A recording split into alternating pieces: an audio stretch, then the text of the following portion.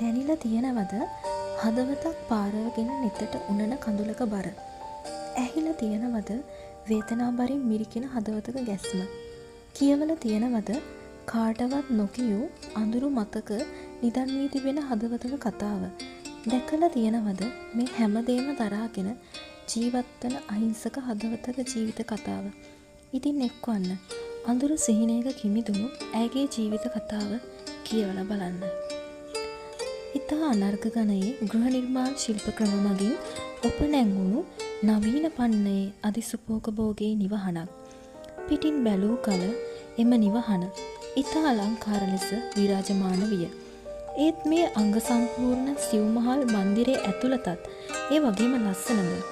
පිළිතුර නම් වූ අලංකාර දැවනිමාවන්, තටාක, වායු සමන උපාංග මේ හැමදේම තිබුණා.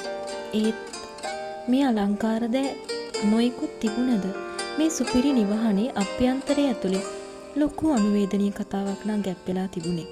තව විදියකට කිව්වොත් සමහර මතකයන් තවම මේ මන්දිරය ඇතුලේ හුස්ම ගන්නවා වගේ. එකම නිවසක් ඇතුලේ උවද ලෝකයන් දෙකක්. එක් ජීවිතයක් දුක්බර හුදකලා වූ බිඳුණු මතක අතරේ සැරිසරන හුස්ම ගන්නා මිනිස් ප්‍රාණියෙක්.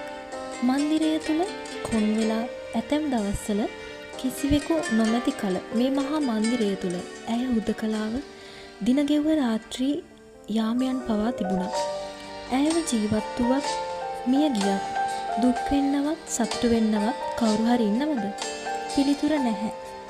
සිහි කල්පනාව හරියට නෑ කියලා තමයි ගෙදර අනෙක් ඉශ්‍රී පරාණ දෙක නිරතුරුව ඇයව දුටු තැන කියන්නේ. උදෑසන ඇයව දුටුවොත් අපවද මූසලයි. ඒ වගේ ක්‍රූර වදන් ඇය වෙනුවෙන්ගේ මුඛයන්ගෙන් මිමිලෙන්නේ. දිනක් මෙම මැදුරේ සාදයක් පැවැත්වුණු වෙලාවක මෙම නිවහනේ පොඩි මැඩම් නම් වූ රූමත් තරුණිය හා ඇයගේ ඉහළ පන්තියේ ධනපති මිතුරියන් රැසක් මැත්තේ මේ අසරණ ජීවිතය ගැහි ගැහි හිටියේ. මියුලි, ඔයා කොහොමද මේ වගේ ගොඩේ මිනිස්සු එක්ක ඉන්නේ? මේ ගෙදර ඉන්නේ බලන්න කිසිම ෆැෂන් සෙන්ස් එකක් නැහැ. පාට විතරයි. අපෝ හිනා කලඳක් නැති මූණක්. ඒකට මියු ඔයා හිනා නොවුන වෙලාවටත් කොච්චර ලස්සනද? ඒ මදිවට ඇවිදින්නේ හොල්මනක් වගේ. ඔයාලා හොඳ නිසා. නැත්තම් කවුද මේ වගේ මෙන්ටල් හොස්පිටල් වල ඉන්න ඕන අයව ගෙවල් ඇතුලේ තියාගෙන ඉන්නේ? It's okay guys. ඔයාලා දන්නවනේ මගේ මමී ගොඩක් හොඳ කෙනෙක්. එයා ගොඩක් කරුණාවන්ත නිසා ප්‍රශ්නයක් නෑ. ඔව් ශාරදා ආන්ටි ලස්සන වගේම ගතිගුණ හොඳ නිසා. නැත්නම් මේ වගේ මිනිස්සු මෙහෙම ඉන්නේ කොහොමද?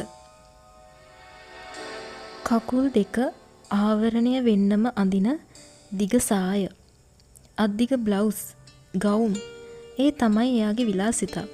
ඇඟට සාපේක්ෂව අඳින තරමක් ලොකු ඇඳුම්.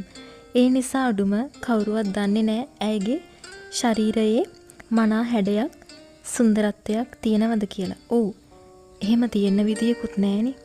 දවසම වගේ ගෙදර හදිස්සියෙන් පොතක් කියවන්න කියලා පුස්තකාලයට නැත්තම් මන්දිර උද්‍යානයේ මල් ගහක් එක්ක ඔට්ටු වෙවි මල් පාත්ති හදන එක.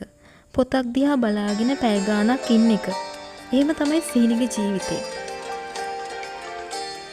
ඉතින් අර මුලින් කිව්ව සිහිනි ගැන මියුලිගේ යාළුව තුල තිබෙන අදහස එක තාත්තා කෙනෙකුගෙන් මව්වරුන් දෙදෙනෙකුට දාව උපන් ජීවිත දෙකක්. එහෙම බැලුවොත් අර්ධලේ බැඳීමක් හරි තියෙනවා. ඒත් මියුලිගේ කටින් කවදාවත් මගේ අක්කා නෑ. ඒ කිසිම වචනයක් නම් වැරදිලාවත් මිමිනිලා නෑ. ඇයව දුටු තැන මට තමුසෙව පේන්න බෑ. එහෙම තමයි මියුලි කියන්නේ සිහිනිට. ගෙදර මොන වෙනස්කම වුණත් ලේ බැඳීමක්